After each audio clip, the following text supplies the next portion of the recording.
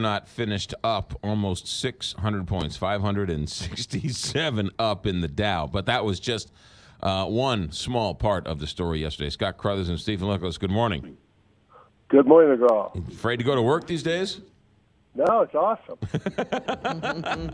So not boring, I can tell you that. Yeah, never a dull moment around your office. So take us through yesterday. They opened up, and the Dow was down big, roared back, and then it sort of gyrated all over the place, finishing up big at the end of the day. So what happened?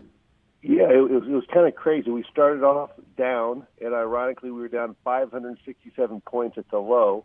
However, buyers stepped in and took the market higher. We ended up 567 points and closed at 24,913.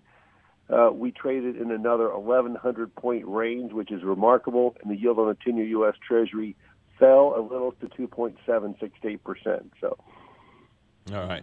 There you go. SpaceX had a good day yesterday.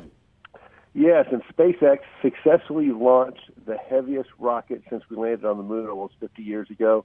The 230-foot rocket with 27 engines, giving the equivalent thrust of 18 747 jumbo airplanes, was able to put Elon Musk's Tesla Roadster into orbit.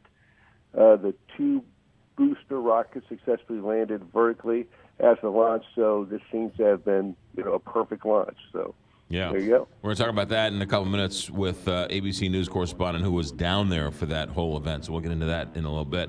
Esco Technologies, what do you hear from them? Right. St. Louis-based Esco Technologies, the maker of smart meters and filtration products, reported earnings yesterday after the bell. Revenue increased 19% to $173 million. Esco made a profit of $34.7 million.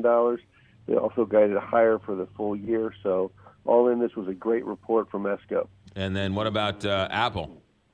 Well, now there's a major Wall Street investment bank that's in talks with Apple to supply financing for their phones, watches, and other products.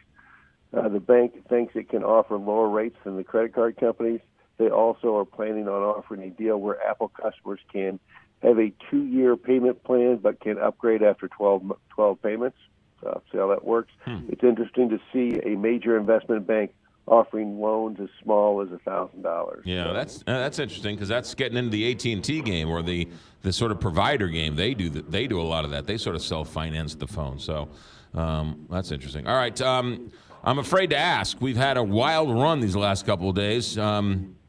Hope your head's on a swivel. What's the plan for today? What are they saying early?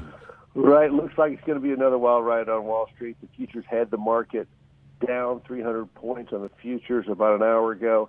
Now it looks down about 150. It seems the market is settling down a little, but it's a long day, so a lot of volatility can come back in. So. All right, we'll let you get back to your screens. Scott Crothers and Stifel. Have yourself a good day, Scott. Thanks for